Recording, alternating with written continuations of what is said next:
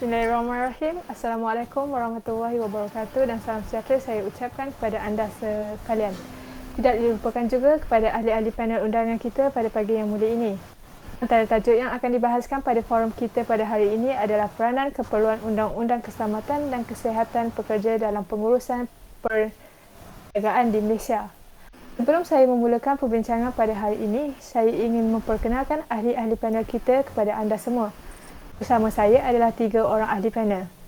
Baiklah, ahli panel kita yang pertama adalah Saudara Firdaus. Selamat datang saya ucapkan kepada Saudara Firdaus. Seterusnya, ahli panel kita yang kedua iaitu Saudara Nazirul. Ya, saya. Dan akhir sekali Saudara Arif. Ya, saya. Selamat datang saya ucapkan.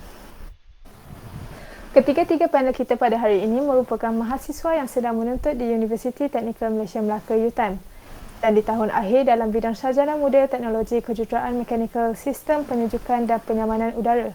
Selamat datang saya ucapkan. Sebelum saya memulakan perbincangan ini, izinkan saya mengupas sedikit tentang tajuk forum ini. Cara pengurusan keselamatan dan kesihatan pekerja yang dilaksanakan adalah sangat penting bagi sesebuah syarikat atau organisasi serta di tempat kerja. Ini kerana ia dapat mencegah dan melindungi para pekerja daripada pelbagai risiko kemalangan di tempat kerja. Terdapat 2 akta yang mengikat kesemua organisasi di Malaysia, iaitu Kilang dan Jentera 1967 FMA 1967 dan Akta Keselamatan dan Kesihatan Pekerja 1994 OSHA 1994. Aturan, garis panduan dan kod amalan telah disediakan untuk menyokong kedua-dua akta tersebut. Baiklah, soalan saya kepada panel pertama. Seperti mana yang kita ketahui, keperluan undang-undang keselamatan dan kesihatan pekerja di dalam pengurusan perniagaan sangat penting.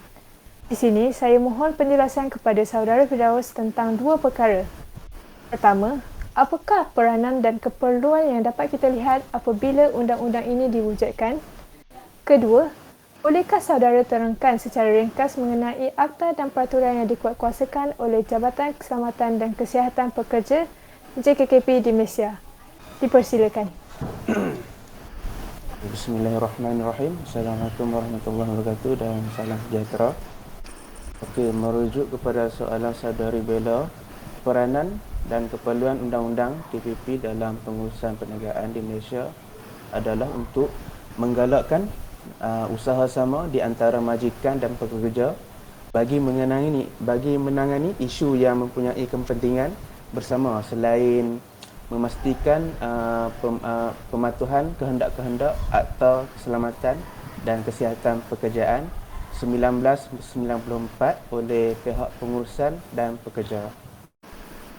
Okey, mewujudkan usaha sama majikan pekerja ini adalah bukan saja menjadi tanggungjawab seseorang, tetapi ia juga merupakan tanggungjawab semua pihak yang terlibat bagi memastikan satu usaha sama formal dan rasmi berlangsung di antara majikan, pengurusan dan pekerja di peringkat tertinggi organisasi. Maka keperluan ini diperuntukkan di dalam undang-undang walaupun di peringkat awal, namun peruntukan di dalamnya adalah diharapkan arahan yang disertai dengan panduan bekerjasama ini akhirnya akan membuahkan usaha sama rela di antara majikan dan pekerja. Okey, berdasarkan soalan yang kedua, iaitu penerangan secara ringkas mengenai akta dan peraturan yang dikuatkuasa oleh Jabatan Keselamatan dan Kesihatan Pekerjaan JKPP atau dikenali sebagai DOSH di Malaysia adalah di Malaysia terbahagi kepada 3 akta dan peraturan yang dikuatkuasa oleh Jabatan Keselamatan dan Kesihatan Pekerjaan. Yang pertama adalah Akta Keselamatan dan Kesihatan Pekerjaan 1994 dalam kurungan Akta 514. Yang kedua adalah Akta Kilang dan Jentera 1967 dalam kurungan Akta 139. Dan yang terakhir adalah Akta Petroleum dalam kurungan Langkah-Langkah Keselamatan 1984 dalam kurungan Akta 302. Tujuan Akta 514 adalah memastikan keselamatan, kesihatan dan kebajikan terhadap pekerja di tempat kerja terbela lah. Dan yang kedua, melindungi orang-orang selain pada pekerja, iaitu pelanggan ataupun sebagainya di dalam kawasan tersebut. Okey, pelanggan ataupun pelawat yang melawat di tempat kerja. Okey. Dan yang ketiga, menggalakkan persekitaran pekerjaan yang sesuai dengan keperluan fisiologi dan psikologi pekerja. Dan yang terakhir adalah menyediakan kaedah di mana peraturan keselamatan dan kesihatan pekerja dapat diganti secara progresif dengan sistem peraturan dan kod amalan industri yang beroperasi bersama dengan Akta 514 untuk mengekalkan atau meningkatkan standard keselamatan dan kesihatan. Manakala tujuan Akta 139 untuk memastikan keselamatan, kesihatan dan kebajikan pekerja-kerja hilang dilindungi. Yang kedua, Akta ini bertujuan untuk menjaga keselamatan peralatan digunakan supaya perkara yang tidak diingini berlaku seperti kerosakan ataupun kehilangan, curian. Setiap mesin yang digunakan perlu sentiasa dibaik pulih dan diperiksa mengikut jangka masa yang tertentu bergantung pada jenis mesin yang digunakan. Setiap mesin yang digunakan di dalam kilang perlu mempunyai data-data pemeriksaan baik pulih dan penyelenggaraan sepenuhnya. Akta ini bertanggungjawab dalam pendaftaran dan pemeriksaan peralatan, jentera, mesin dan alat elektrik yang digunakan di dalam sebuah kilang. Selain itu, tujuan Akta 302 pula adalah akta ini bertujuan untuk mengawal aspek keselamatan petroleum dan aspek restoran, pengendalian, pengangkutan dan peralatan ataupun perkakas. Itu jawapan daripada saya, Saudari Bella, tentang soalan yang ditujukan. Okey. Terima kasih kepada Saudara Firdaus atas pengkongsian beliau sebentar tadi berkenaan dua perkara yang saya ajukan. Saya tertarik dengan pandangan beliau bahawa kesihatan dan keselamatan pekerja bukan menjadi tanggungjawab seseorang tetapi menjadi tanggungjawab bersama. Seterusnya, saya ingin beralih kepada panel yang kedua. Di dalam sesebuah organisasi atau pengurusan perniagaan, seperti yang kita tahu, mereka harus mematuhi peraturan-peraturan KKP yang telah ditetapkan oleh pihak Jawatan Kuasa Keselamatan dan Kesihatan 1996. Bolehkah Saudari Nazirul mengemukakan pandangan saudara mengenai bagaimana sesebuah organisasi memastikan bahawa mereka mematuhi peraturan tersebut? Dipersilakan. Terima kasih kepada Saudari Bella. Untuk pertanyaan yang tersebut, setiap organisasi perlu mematuhi peraturan-peraturan KKP. Sebagaimana yang kita tahu, setiap organisasi ini perlu memastikan kaedah perkara yang tidak diingini berlaku kepada sama ada kepada pekerja ataupun majikannya sendiri.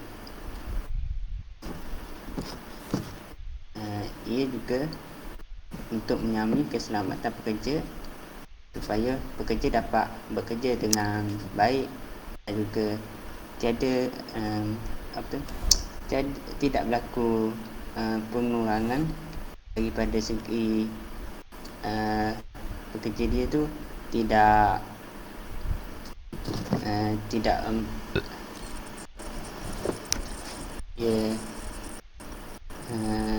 tidak stres, kurang pada stres, bekerja tu dengan baik. Setiap organisasi ini akan mempunyai pekerja. Sebenarnya kita tahu di Malaysia mempunyai pelbagai kaum. Sebagai contoh, Melayu, Cina, India dan juga pekerja asing. Untuk memastikan pekerja dalam sebuah syarikat ini mematuhi peraturan-peraturan KKP, pihak majikan perlu menulis dasar peraturan KKP mengikut bahasa yang mudah dipahami. Sebagai contoh, untuk pekerja Melayu, pihak majikan perlu menulis dasar-dasar KKP ini dalam bahasa Melayu. Dan juga untuk pekerja Cina, pihak majikan perlu menulis dasar-dasar tersebut dalam bahasa Cina. Dan untuk pekerja asing pula, pihak majikan perlu menulis dalam bahasa Inggeris. Ia memudahkan mana-mana pekerja memahami apa yang perlu dipatuhi semasa melakukan pekerjaan. Selain itu juga, majikan juga boleh mengadakan perhimpunan pada waktu-waktu yang tertentu untuk menyampaikan dasar-dasar CKP ini. Bukan sahaja melalui penulisan, ia juga melalui percakapan. Sebagai contoh, jika bekerja di site ataupun lapangan, sebelum memulakan pekerjaan itu, pihak majikan perlu mengadakan perhimpunan untuk semua pekerja-pekerja dan menyampaikan dan mengingatkan supaya mematuhi peraturan-peraturan KKP di tapak kerja tersebut. Ia supaya perkara yang kita tidak ingin itu tidak berlaku, dan juga kerja-kerja dapat dilakukan dengan selamat. Seterusnya, setiap pekerja perlu diberikan satu salinan pernyataan bertulis mengenai dasar dan untuk pekerja baru lah, semasa melakukan latihan induksi tu. Latihan keselamatan dan kesihatan yang dikenalikan oleh majikan pula perlulah mengandungi maklumat-maklumat berkaitan dengan dasar KKP itu. Yang seperti macam sebelum masuk kerja tu, pihak-pihak pekerja dan juga bersama majikan mengambil masa dalam 30 ataupun 1 jam untuk menyampaikan apa yang perlu dilakukan semasa pekerjaan. Selain itu juga, untuk memastikan dasar ini dapat menarik perhatian para pekerja, dasar yang ditulis itu mestilah dipamerkan di tempat-tempat strategik, sepertinya di tapak kerja, di laluan pintu masuk, papan kenyataan umum ataupun milik mesyuarat, dan ia mudah untuk dibaca oleh semua orang. Seterusnya, di dalam organisasi pasti akan berlaku perubahan, sepertinya ada pekerja yang baru masuk, ada pekerja lama tu dia akan keluar. Jadi disebabkan perubahan itu yang berlaku, setiap dasar itu perlu diperbaharui dari semasa ke semasa, supaya dasar yang dikemukakan untuk pekerja itu diupdate ataupun dinaik untuk setiap pekerja dari semasa ke semasa. Jika dia tidak di-update, dasar-dasar tersebut akan ketinggalan lah. Sebab dari semasa ke semasa ini, perubahan dia akan berlaku, sama ada secara drastik ataupun tidak drastik lah, berdasarkan tempat kerja yang dilakukan tu. Sebagai contoh, di tempat lapangan sepertinya membuat bangunan. Bila membuat bangunan, ada sebahagian dasar-dasar yang perlu dipatuhi, ataupun kalau di tempat kerja sepertinya pejabat, ada sesetengah peraturan KKP yang perlu dipatuhi. Dua situasi tersebut berbeza, kerana di pejabat, pekerja melakukan di dalam keadaan yang dikiranya selamat, kerana hanya menggunakan laptop dan juga bekerja dalam keadaan yang tenang. Tetapi bila di tempat site kerja, sepertinya di tapak pembinaan, banyak kerja, banyak perkara yang berbahaya mungkin akan berlaku. Jadi di situ kita perlu lebih mematuhi dasar-dasar KKP ini sebagaimana untuk menjaga keselamatan majikan dan juga pekerja di tempat kerja tersebut. Okey, dan last terakhir sekali, dalam organisasi ini perlu mengamalkan 3 aspek, iaitu keselamatan, kesihatan dan persekitaran. Okey, semua dasar ini akan diterima sebagaimana maklumat tentang organisasi dan perkiraan bagi memastikan keselamatan dan kesihatan di tempat kerja perlu dimasukkan ke dalam dasar mengikut dari semasa ke semasa. Okey. Untuk pertanyaan daripada saudari Bella, itu sahaja daripada saya. Okay. Terima kasih atas pendapat panel kita yang kedua mengenai cara untuk memastikan sebuah organisasi itu mematuhi peraturan KKP yang ditetapkan oleh pihak Jawatankuasa Keselamatan dan Kesihatan 1996. Baiklah, sekarang kita beralih pula kepada ahli panel kita yang ketiga, Saudari Arif. Bolehkah saudara terangkan dengan lebih lanjut tentang Akta Petroleum, iaitu langkah-langkah keselamatan 1984 Akta 302. Persilakan. Okey, bismillahirrahmanirrahim. Assalamualaikum warahmatullahi wabarakatuh. Okey, Akta 302 ni ialah Akta Petroleum. Ialah langkah-langkah keselamatan adalah gabungan undang-undang berkaitan dengan keselamatan semasa pengangkutan, pengstoran, penggunaan petroleum dan lain-lain. Okey. Di dalam akta tersebut ada peraturan-peraturan berikut. Okey, yang pertama sekali ialah pengangkutan petroleum melalui jalan raya dan kereta api. Okey, apa itu saya terangkan sedikit berkenaan dengan pengangkutan ini. Tiada seseorang boleh menghantar apa-apa petroleum melalui jalan raya atau kereta api kecuali mengikut akta ini. Dan peraturan yang dibuat adalah bawahnya. Contohnya, kuasa menteri membuat peraturan-peraturan baru.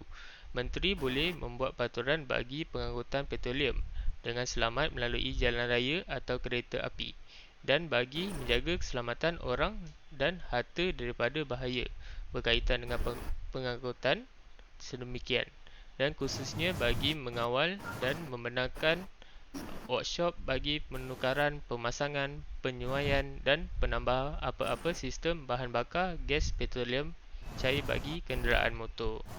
Okey, yang kedua ialah pengangkutan petroleum melalui air.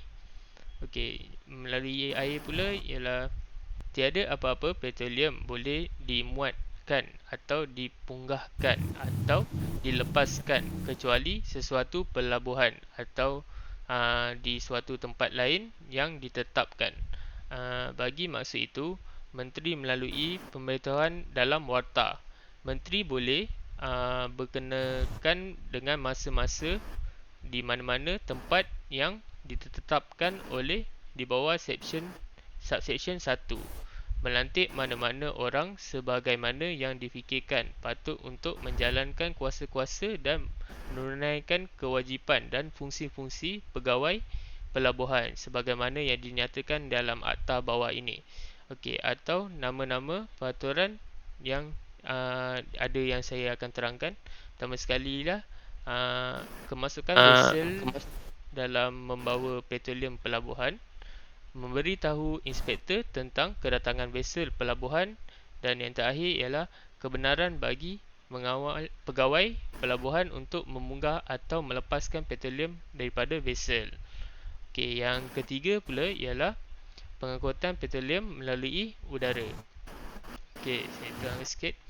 Tiada apa-apa petroleum selain petroleum yang digunakan semata-mata bagi penggerakan pesawat udara. Itu boleh diangkut dalam mana-mana pesawat udara kecuali mendapatkan kebenaran melalui menteri. Okey, yang keempat ialah pengangkutan petroleum melalui talian pipe. Adalah ini dalam sisi undang-undang bagi mana-mana orang yang mengusaha apa-apa kerja talian pipe yang akan dilaksanakan dalam atau atas tanah, atas permukaan, dalam air atau di pantai. kecuali di bawah kebenaran yang diberikan menteri atau selain sepanjangan laluan yang ditandakan atas peta yang dilampirkan kebenaran itu dalam sesuatu sempadan rancangan sisi melalui daripada laluan itu sebagaimana ditetapkan dalam kebenaran atau seseorang lain yang dinamakan dalam kebenaran tersebut. Yang pertama sekali menteri, yang kedua raja. Okey, yang kelima ialah pengestoran dan keadilan petroleum. Okey, yang ini dalam akta ini tiada seseorang pun boleh mengestor atau menggali apa-apa petroleum melainkan jika dia ialah pemegang lesen pengestoran petroleum yang sah atau lesen pengadilan petroleum yang sah mengikut mana-mana berkenaan yang diberi di akta ini yang membenarkan pengestoran atau penggalian petroleum dalam memperuntukkan bahawa petroleum ini hendaklah distorkan atau dikendalikan. Okey, yang keenam ialah penggunaan kelengkapan alat bahan loji, perkakas, bangunan, struktur dan pemasangan. Dalam akta peruntukan ini tertakluk kepada Seksyen 32 iaitu menteri boleh melalui pemberitahuan dalam warta mengisytiharkan bahawa mana-mana kelengkapan alat bahan loji, perkakas, bangunan, struktur dan pemasangan atau mana-mana bahagian yang digunakan atau dimaksudkan untuk diguna berkaitan dengan pengestoran, penggalian, pengangkutan dan penggunaan petroleum tidak boleh digunakan atau dijual atau ditawarkan untuk dijual melainkan jika apa-apa kelengkapan alat bahan, loji, perkakas, bangunan, struktur dan pemasangan atau mana-mana bahagian adalah jenis yang diluluskan oleh menteri. Okey, yang terakhir sekali ialah kelengkapan alat bahan, loji, perkakas, bangunan struktur dan pemasangan sedia ada. Okey, dalam akta ini menteri mengisytiharkan di bawah Seksyen 28 iaitu apa-apa kelengkapan alat bahan, loji, perkakas, bangunan, struktur dan pemasangan sedia ada atau mana-mana bahagian daripada mana-mana premis berlesen boleh meluluskan dengan menteri terus digunakan bagi maksud itu dengan syarat bahawa menteri berpuas hati penggunaan yang berterusan itu tidak mendatangkan bahaya kepada keselamatan nyawa atau harta. Okey, itu saja daripada saya. Okey, seterusnya Saudara Arif dengan memberikan contoh yang sesuai, nyatakan dua contoh notis yang disebut dalam Seksyen 48 Akta Keselamatan dan Kesihatan Pekerja AKKP 1994 berkaitan dengan Akta Petroleum. Okey. Dua notis iaitu ialah pertama notis perbaikan, yang kedua ialah notis larangan. Okey, notis perbaikan ialah jika terdapat mesin atau peralatan yang rosak hendaklah ditampal notis sedang diselenggara pada mesin itu atau peralatan untuk sebagai penanda bagi mengelakkan kejadian yang tidak ingini berlaku seperti kecederaan atau kemalangan. Notis yang kedua ialah notis larangan. Notis larangan ini bermaksud kawasan perindustrian oil and gas hendaklah dipamerkan notis pada papan tanda. Contohnya kawasan larangan merokok kerana industri oil and gas tersebut sangat sensitif terhadap sebarang bahan haba. Okey, itu je. Terima kasih. Okey, terima kasih kepada panel ketiga kita iaitu Saudari Arif. Saudara Firdaus, sila jelaskan tentang Akta Keselamatan dan Kesihatan Pekerjaan 1994 dan ciri-ciri utamanya. Dipersilakan. Terima kasih Saudari Bella. Bagi menjawab soalan tersebut, untuk pengetahuan semua, Akta Keselamatan dan Kesihatan Pekerjaan 1994 adalah satu perundangan di Malaysia yang diwartarkan pada 25 Februari 1994 oleh Parlimen Malaysia. Akta ini adalah untuk membuat peruntukan selanjutnya untuk mendapatkan keselamatan, kesihatan dan kebajikan orang-orang di tempat kerja, untuk melindungi orang lain daripada risiko keselamatan atau kesihatan berkaitan dengan kegiatan orang-orang di tempat kerja. Seterusnya, untuk menubuhkan Majlis Kebangsaan untuk Pekerjaan, Keselamatan dan Kesihatan. Dan yang terakhir adalah untuk perkara yang berkaitan dengan akta ini terpakai di seluruh Malaysia, kecuali terhadap industri-industri yang dinyatakan dalam jadual pertama. Okey, ciri-ciri bagi akta ini adalah terdapat 3 ciri. Pertama adalah peraturan kendiri. Peraturan ini adalah untuk mengendalikan isu yang berkaitan dengan keselamatan pekerjaan dan kesihatan. Majikan mesti membangunkan sistem pengurusan yang baik dan teratur, bermula daripada pembentukan dasar keselamatan dan kesihatan, dan akibatnya majikan perlu membuat perkiraan yang sewajarnya untuk dilaksanakan. Manakala yang kedua adalah perundingan antara 3 pihak, iaitu adalah untuk mengendalikan isu yang berkaitan dengan keselamatan pekerjaan dan kesihatan. Majikan perlu membangunkan majikan, pekerja dan kerajaan mesti berunding untuk menyelesaikan isu ataupun masalah yang berkaitan dengan keselamatan dan kesihatan pekerjaan di tempat kerja. Dan yang terakhir, ciri yang terakhir adalah kerjasama. Majikan dan pekerja mesti bekerjasama dalam mengambil, menjaga, memupuk dan meningkatkan kualiti pekerjaan, keselamatan dan kesihatan di tempat kerja. Tanpa kerjasama antara majikan dan pekerja, tiada satu pun program keselamatan dan kesihatan pekerjaan dapat dijalankan dengan jayanya. Itu jawapan bagi soalan yang ditujukan. Terima kasih. Terima kasih Saudara Firdaus. Okey, Saudara Nazirul, bolehkah anda kemukakan apakah contoh-contoh industri yang terlibat dalam mengaplikasikan Akta Keselamatan dan Kesihatan Pekerjaan 1994? Okey, terima kasih Saudara Bella. Okey, untuk berdasarkan industri ini di Malaysia, sebagaimana yang kita tahu, banyak sektor-sektor yang telah dilakukan. Antaranya sektor perkhidmatan, sektor industri, sektor pengembangan, sektor pertanian, sektor pembalakan dan juga sektor perikanan. Melalui semua sektor-sektor ini perlulah mengikut akta keselamatan dan kesihatan pekerjaan. Setiap sektor tersebut mempunyai keselamatan yang perlu dijaga dan juga kesihatan atas pekerjaan.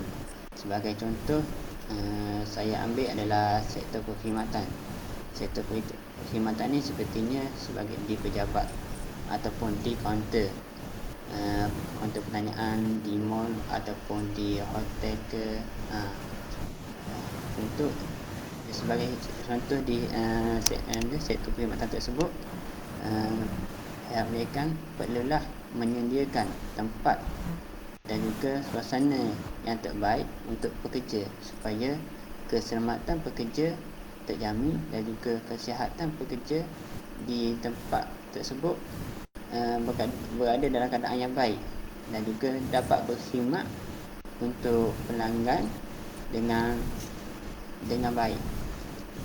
Seterusnya, untuk sektor industri. Bagi sektor industri ini, kita boleh bagi ke banyak bahagian, iaitu sepertinya industri di kilang, industri di tapak kerja, industri dan juga industri di tapak kerja ni banyak. Sebagai contoh, saya ambil dulu untuk kilang lah. Sebagaimana kita tahu, kilang ni banyak. Di Malaysia memang banyak kilang. Okay. Yang contoh kilang penyamaan udara. Okay. Kilang penyamaan udara, apa yang kita tahu, untuk membuat satu penyamaan udara, banyak bahagian-bahagian akan dipecahkan. Okey, di setiap bahagian-bahagian tersebut kemungkinan berlaku kejadian yang tidak diingini itu mungkin akan berlaku, sebagaimana pekerja yang melakukan kerja tersebut. Untuk mengelakkan perkara yang tidak diingini itu berlaku, pihak majikan perlu memantau dan juga perlu memastikan setiap masa dari semasa apa yang dilakukan oleh pekerja dan juga adakah mesin-mesin di kawasan tersebut berada dalam keadaan yang terbaik ataupun perlu dibaiki. Ia bagi memastikan pekerja yang melakukan pekerja tersebut berada dalam keadaan yang okey, juga dapat menghasilkan kualiti yang terbaik di situ. Okey. Untuk yang kedua iaitu di tapak pekerjaan. Sebagai contoh, dalam pembinaan bangunan. Dalam pembinaan bangunan ini dari permulaan sehinggalah ke terakhir, ia mempunyai proses yang begitu banyak yang perlu dilalui oleh majikan dan juga pekerja untuk memastikan proses-proses tersebut dalam keadaan yang baik dan juga kerja-kerja tersebut siap dengan mengikut jadual. Keselamatan pekerja perlulah dipantau sentiasa. Sebagai contoh, pekerja perlulah memakai safety boot, perlu memakai topi dan juga perkara-perkara sebagai perkara untuk melindungi diri semasa buat kerja. Satu lagi contoh yang saya ambil ketika membuat longkang. Okay. Ketika membuat longkang ini, pekerja akan turun ke tempat galian untuk membuat longkang tersebut, dan juga jentera akan digunakan untuk membuat longkang. Untuk memastikan pekerja dan jentera itu tidak semacam tidak berlaku kejadian, perlulah seorang untuk memantau kerja-kerja yang dilakukan oleh pekerja di bahagian bawah dan juga pekerja yang yang menggunakan jentera tersebut. Bila adanya seorang pemantau ini, tidak berlakulah perkara yang tidak diingini itu. Okay. Seterusnya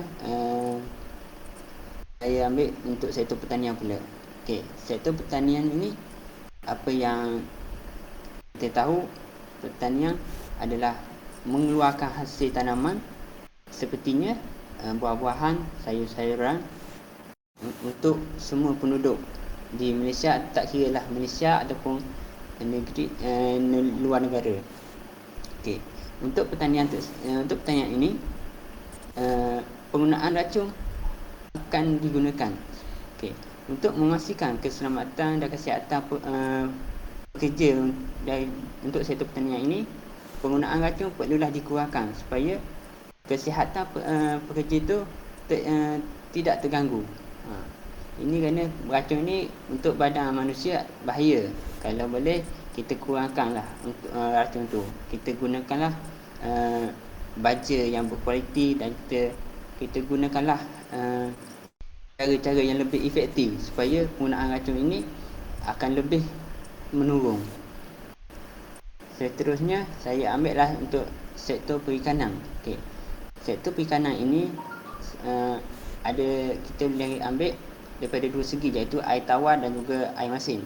Untuk air masin, nelayan-nelayan akan pergi ke laut untuk menangkap ikan di laut. Bila menangkap ikan di laut tu, pekerja-pekerja akan risiko dengan suasana di situ, iaitu hujan, gelombang air laut. untuk menjaga kesihatan pekerja, pihak majikan perlulah menyediakan prasarana yang mencukupi supaya jika berlaku kejadian yang tidak diingini, pekerja-pekerja tersebut boleh diselamatkan dan juga berada dalam keadaan yang baik. Untuk bagi air tawar pula, di air tawar biasanya majikan akan membuat sangkar untuk ikan di air tawar. Okey. Bila di atas sangkar tersebut, risiko yang kemungkinan dihadapi oleh pekerja adalah risiko dia air deras ataupun cepat, air yang besar, iaitu seperti air naik waktu hujan yang lebat. Itu adalah risiko yang perlu ditepuhi bagi menjamin keselamatan pekerja yang menjaga sangkar tersebut. Di sekeliling sangkar tersebut perlulah mempunyai seperti tali ataupun pelapung sebagai penyediaan awal untuk pekerja jika pekerja tersebut terjatuh ke dalam sungai. Jadi persediaan awal itu penting supaya semua yang kita tidak diingini itu dapat diselamatkan, dapat dipermudahkan, dan juga apabila apa yang berlaku itu dapat diproses dengan cepat. Okey, bagi saya itu sajalah sektor-sektor yang saya boleh huraikan. Okey, terima kasih saudara Nazirul. Seterusnya saudara Arif, sejauh manakah Akta Keselamatan dan Kesihatan Pekerjaan 1994 ini diguna pakai dalam organisasi di Malaysia? Adakah terdapat limitasi kepada mana-mana organisasi? Persilakan. Okey, organisasi di Malaysia ini terdapat 10. Okey, yang pertama sekali ialah pembuatan. Yang kedua ialah pelombongan dan kuari. Nombor 3 ialah pembinaan. Nombor 4 adalah pertanian, perhutangan dan perikanan. Nombor 5 ialah utility seperti elektrik, gas, air dan perkhidmatan kebersihan. Yang keenam ialah pengangkutan, penyimpanan dan komunikasi. Yang ketujuh adalah perdagangan, borong dan runcit. Yang ke-8 adalah hotel dan restoran. Yang ke-9 adalah kewangan, insurans, hartanah dan perkhidmatan perniagaan. Okey, yang terakhir sekali ialah perkhidmatan awam dan pihak kuasa berkanun. Okey, untuk soalan kedua ialah limitasi kepada mana-mana organisasi. Kat sini terdapat 2 limitasi. Okey, yang pertama sekali, Akta Keselamatan Kesihatan Kerajaan 1994 ini tidak terpakai untuk bekerja di atas kapal yang diterbitkan oleh Ordinan Perkapalan Saudagar 1952. Ordinan Perkapalan Saudagar 1960 Sabah dan Sarawak. Selain itu, ia tidak terpakai juga kepada Angkatan Tentera. Undang-undang ini adalah tambahan kepada undang-undang terdahulu yang berkaitan untuk keselamatan dan kesihatan pekerjaan. Jika ada bentangan, undang-undang ini akan menggantikan undang-undang yang sebelumnya. Itu saja daripada saya. Alright, terima kasih saya ucapkan kepada ketiga-tiga ahli panel kita kerana sudi hadir dan sudi menyuarakan pendapat masing-masing pada hari ini. Moga apa yang kita dapat hari ini tidak sekadar masuk telinga kanan, masuk telinga kiri. Nampaknya masa amat mencemburuai kita. Kesimpulan daripada forum yang telah diadakan ini dapat disimpulkan bahawa akta ini memainkan peranan dalam sesebuah organisasi. Ia perlu dijadikan sebagai pedoman atau panduan kepada semua organisasi agar mematuhi undang-undang yang ditetapkan bagi mengelakkan sebarang perkara yang tidak diingini. Yang kedua, akta ini juga boleh dijadikan panduan pada kita semua dan boleh digunakan pakai dalam bidang pekerjaan di masa akan datang. Di sini saya sudahi dengan wabillahi taufiq wal hidayah. Wassalamualaikum warahmatullahi wabarakatuh dan sekian, terima kasih.